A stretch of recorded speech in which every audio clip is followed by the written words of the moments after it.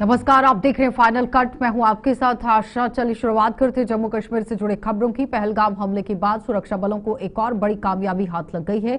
कश्मीर के शोपियां जिले में आज हुई मुठभेड़ में सुरक्षा बलों ने लश्कर के 3 आतंकियों को मार गिराया है। शोपियां के ही शुक्रू केलर इलाके में आज आतंकवादियों और सुरक्षा बलों की संयुक्त टीम के बीच में आप देखिए किस तरह से ये मुठभेड़ हुई। और ये मुठभेड़ तब हुई जब तलाशी अभियान के दौरान सुरक्षा बलों ने लश्कर तैयबा के दहशतगर्दों को घेर कर यहां पर नेस्तनाबूद करने के लिए काम कर लिया।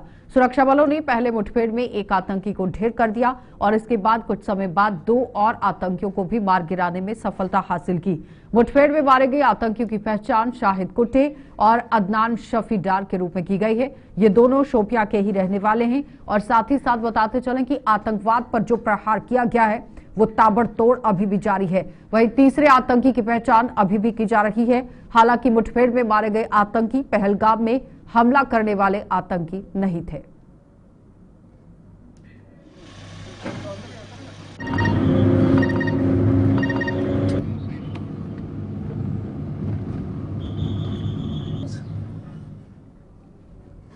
मुख्यमंत्री उमर अब्दुल्ला ने कहा कि सीमावर्ती इलाकों के अंदर नए बंकरों के निर्माण के लिए जल्द एक पॉलिसी तैयार की जाएगी और इस पॉलिसी की वजूद में आने के बाद केंद्र सरकार को विश्वास में लेकर बंकरों का निर्माण किया जाएगा। सीमावर्ती करढ़ा के दौरे के दौरान मुख्यमंत्री ने यह भी बताया कि गोलाबारी से हुए नुकसान में जो दुकानें तबाह हुई है वो एसडीआरएफ के मुआवजे के दायरे में नहीं आती और जल्द ही इस संबंध में एक पैकेज तैयार किया जाएगा ताकि प्रभावितों को राहत दी जा सके। मुख्यमंत्री ने पत्रकारों के सवालों के जवाब में उन टीवी चैनल्स को भी फटकार लगाई जो जमीनी सतह के हालात की जानकारी लिए बगैर झूठ फैलाने में कोई कसर नहीं छोड़ते हैं। उमर अब्दुल्ला ने करढ़ा में नुकसान का जायजा लेकर प्रशासन को जल्द से जल्द इसका ब्यौरा बनाने और दिशा निर्देश जारी कर दिए हैं ताकि मुआवजे की प्रक्रिया शुरू की जा सके।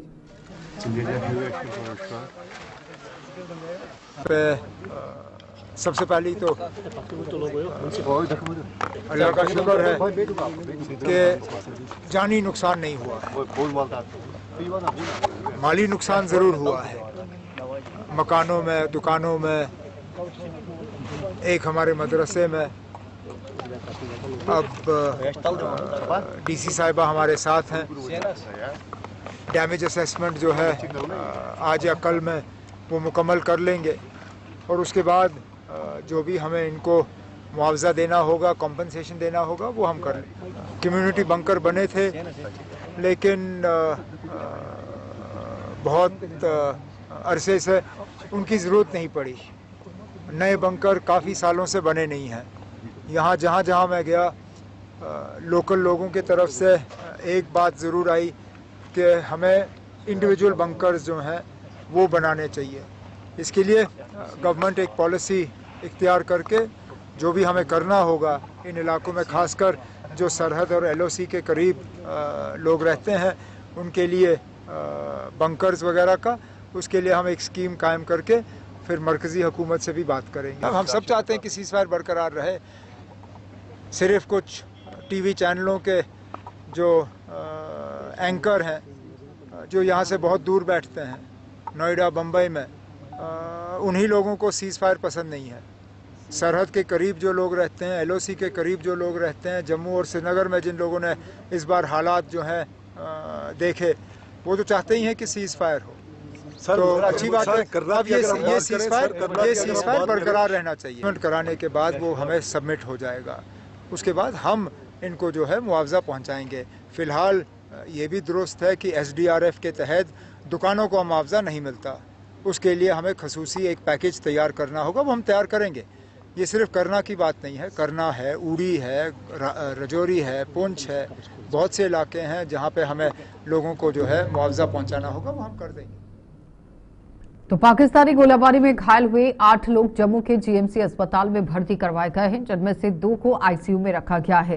केंद्रीय राज्य मंत्री डॉक्टर जितेंद्र सिंह ने आज जीएमसी अस्पताल का दौरा कर इन सभी का हालचाल जाना। जितेंद्र सिंह पेशे से खुद डॉक्टर हैं, जिन्होंने बताया कि इस अस्पताल में दी जा रही सुविधाओं के मद्देनजर किसी भी घायल को बाहरी राज्य के किसी अस्पताल में शिफ्ट करने की नौबत नहीं आई है। डॉक्टर जितेंद्र सिंह ने यह भी बताया कि भारत ने पिछले दिनों अपनी ताकत और क्षमता का जो उपयोग किया है उससे दुनिया के सभी मुल्क हैरान रह गए हैं। नर्सिंग स्टाफ और मुझे हर्ष और गर्व है। इनमें से बहुत सी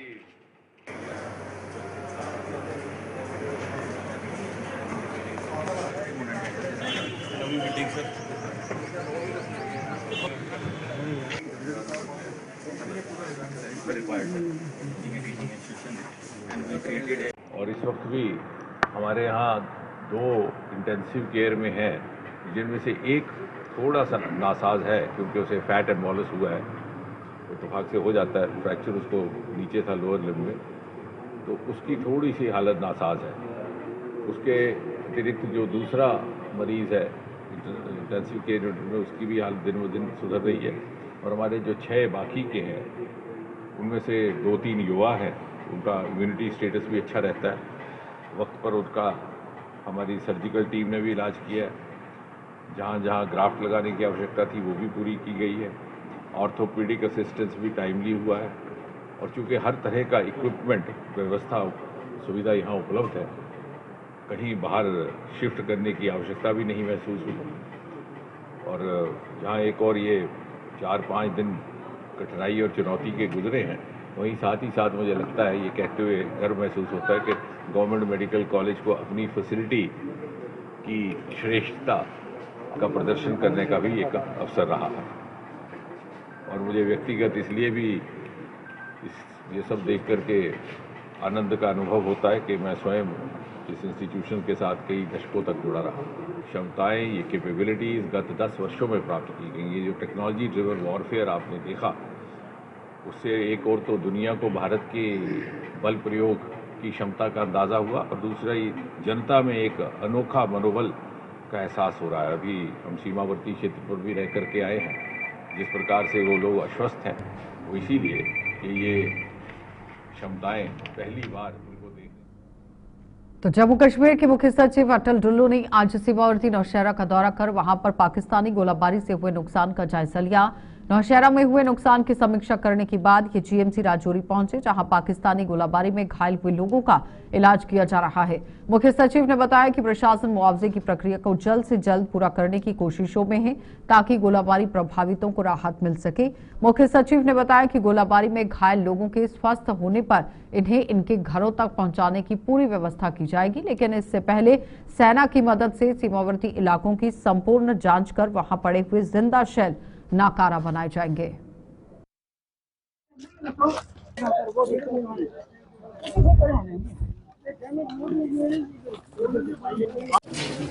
जो भी डैमेजेस हुए हैं उनका जो मुआवजा, कंपनसेशन, एक्स-ग्रेशिया रिलीफ जो कुछ भी बनता है वो फटाफट अफेक्टेड लोगों को दे देना। और दूसरा, जो हमारे इंजरीज हैं इनको पूरी से पूरी बेहतर से बेहतर जो हेल्थ सर्विसेज है वो प्रोवाइड करना। बिल्कुल पूरा हम ट्रांसपोर्ट दे के अपने अपने घरों में पहुंचाएंगे, लेकिन पहले वहाँ के जो आर्मी अथॉरिटीज़ हैं, सिक्योरिटी फोर्सेस हैं, उनसे बात करके और ये पहले पूरी तरह से वेरीफाई करके कि वहाँ पर कुछ अनएक्सप्लोडेड शेल्स तो नहीं है, जिसकी वजह से लोग जाएं तो इनकी सुरक्षा पर कोई बुरा असर पड़ सकता है। ऐसा इनकी सुरक्षा का पूरा ध्यान रखना। ये मैं कहता हूँ आपको कि आपने कई सारी जंगें देखी हैं, राजौरी के लोगों ने, पुंछ के लोगों ने। आपने देखा कि राजौरी में तो कभी नहीं आया, पुंछ में भी नहीं आया। तो अब हमको सोचना पड़ेगा इन चीज़ों के बारे में। अगर कुछ हमको बंकर्स या कुछ सेफ हाउसेस या कुछ इस तरीके की व्यवस्था करनी होगी तो। ब्रेक के बाद एक बार फिर आपका स्वागत है। भारतीय जनता पार्टी की पूर्व प्रदेश अध्यक्ष रविंदर रैना ने आज मेंढर के सीमावर्ती क्षेत्रों का दौरा किया, जो हाल ही में पाकिस्तानी गोलाबारी से प्रभावित हुए हैं। इस दौरान उन्होंने प्रभावितों से भी संवाद कर उनका दुख दर्द सुना और आश्वासन दिया कि केंद्र व जम्मू कश्मीर की सरकार ने उन्हें मुआवजा मुहैया कराने की प्रक्रिया शुरू कर दी है। रविंदर रैना ने अपने चिर परिचित अंदाज में आतंकी मुल्क पाकिस्तान की भी जमकर फजीहत करते हुए बताया कि अब से यहां एक एक गुनाह का हिसाब किताब चुकाना पड़ रहा है। और बाकी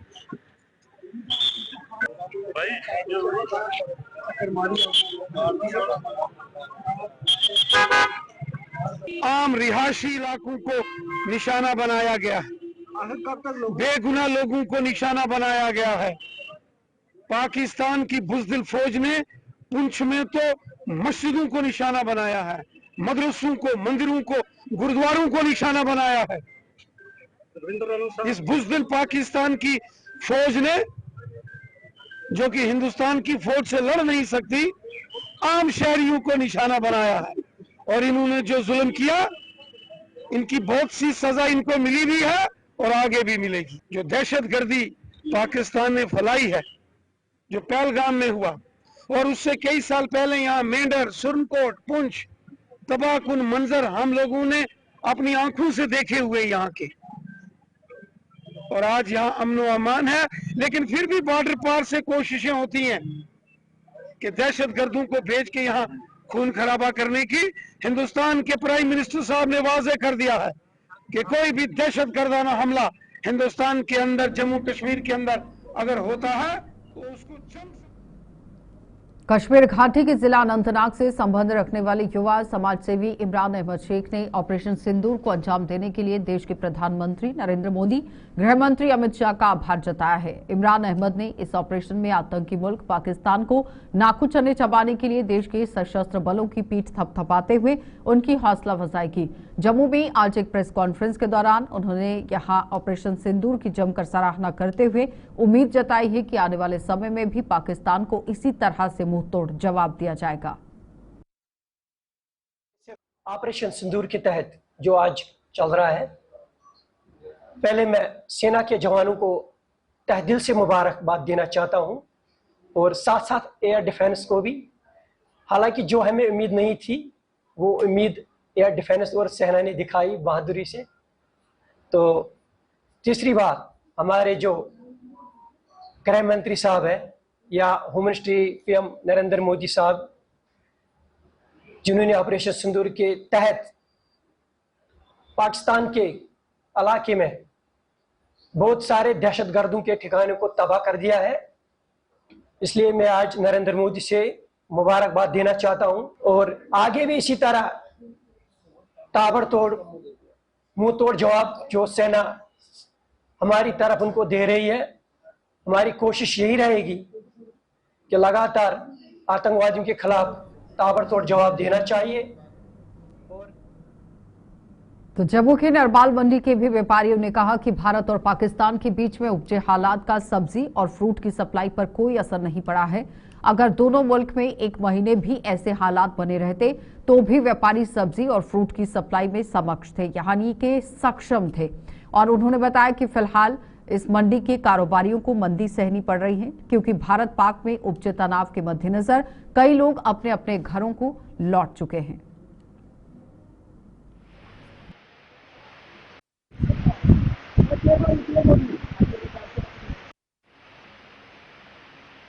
अभी तो हम कहते हैं कि एक महीना और भी लग जाता तो हम परवाह नहीं करते, क्योंकि हमारी सप्लाई कोई टूटी नहीं है।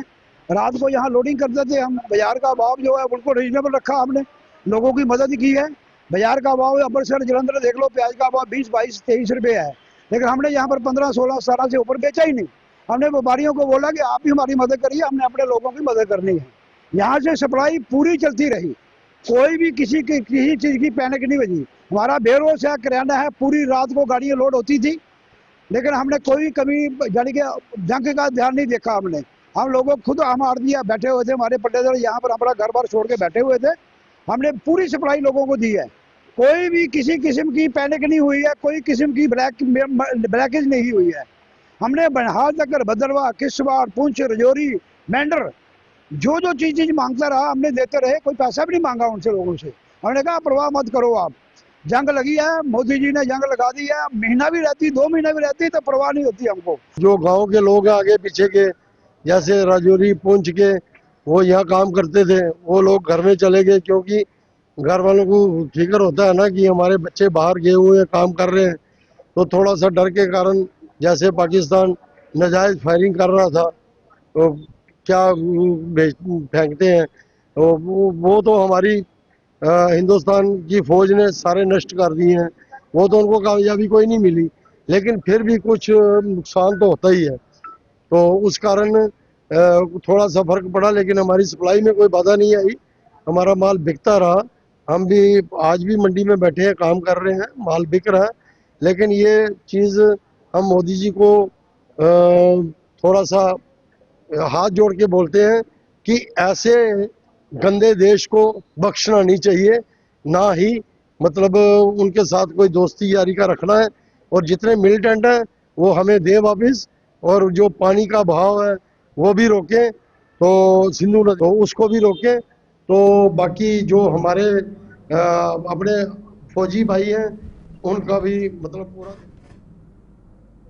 तो आरएसपुरा की ही क्या मामका पंचायत में सिंचाई योग्य नहर की बद से बदतर हालत हो चुकी है, लेकिन बताते चले कि इसके सुधार के लिए कोई काम अभी तक नहीं किया गया है और खुद ही यहां इसकी साफ सफाई करने में लोग जुट गए हैं। स्थानीय लोगों के मुताबिक मनरेगा के तहत फंड जारी होने के बावजूद भी यहां पर एक पैसे का काम नहीं हो पाया है, जिसके चलते वो खुद ये काम करने पर मजबूर हो रहे हैं। उन्होंने ये भी बताया कि जनप्रतिनिधियों के अलावा संबंधित विभाग के अधिकारियों को भी कई बार अवगत कराने के बावजूद उनकी कोई सुनवाई नहीं हो पाई।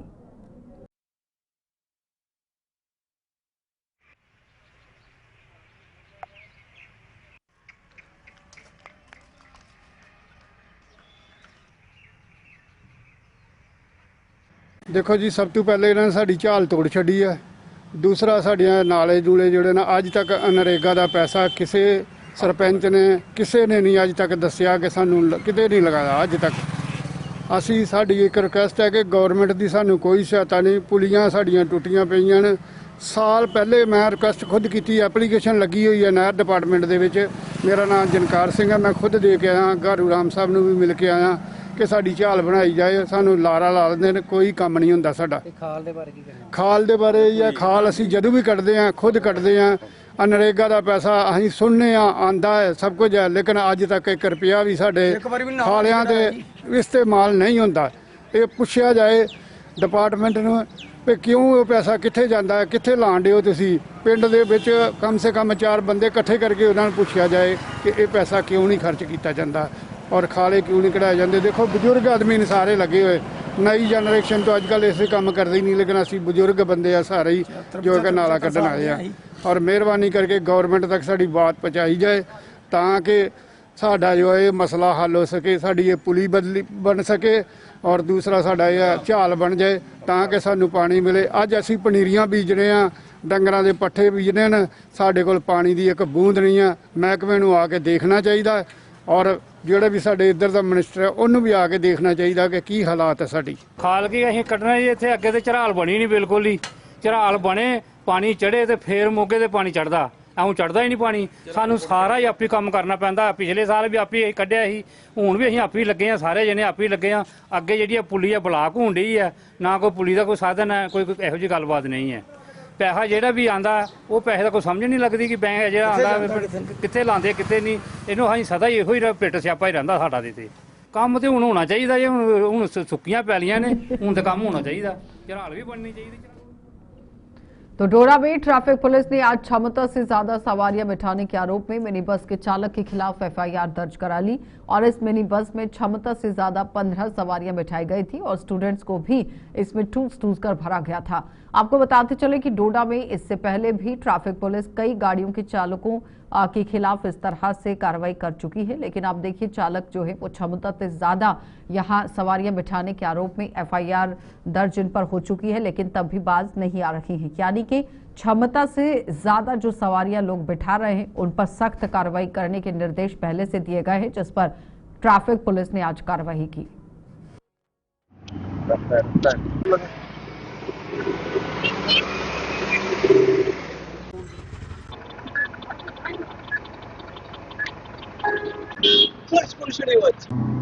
हमने ये भी देखा कि ड्राइवर ओवर स्पीड में भी चल रहा था, जो हमने कैमरे में कैद भी की हुई है तस्वीरें।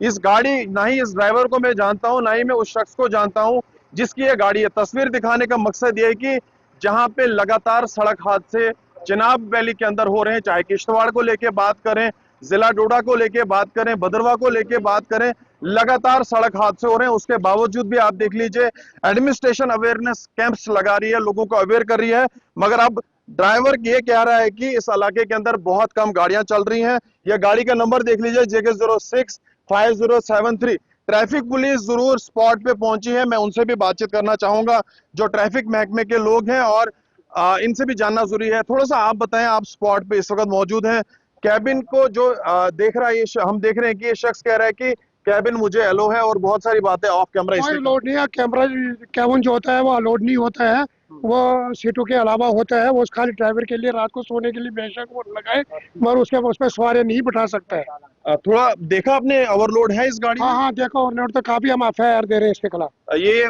स्कूली बच्चे इस गाड़ी में मौजूद कोई बात नहीं, स्कूली सवारियां भी हैं, अगर भी है तो ओवरलोड किसी को नहीं कर सकता है। ओवरलोड क्या लगता है वो कितना है?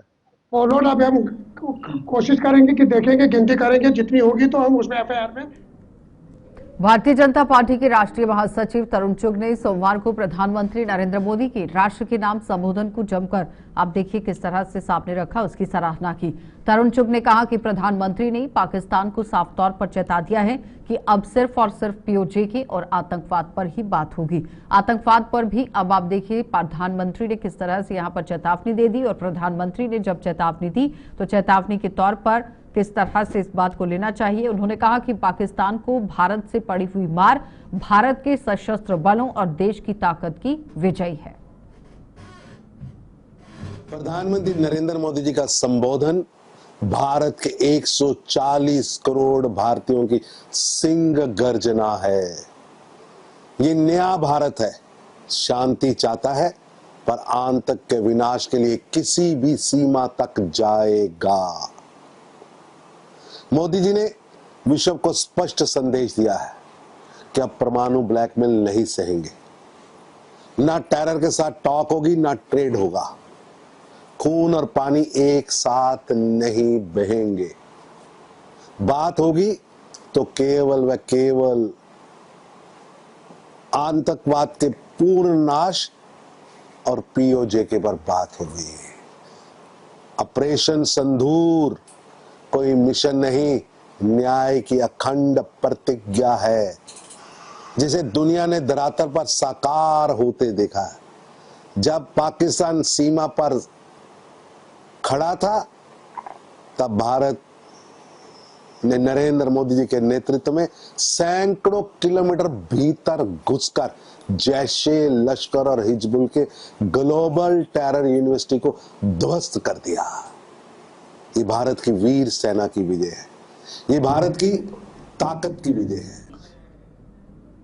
चलिए फाइनल कट में इतना ही, इजाजत दीजिए, नमस्कार।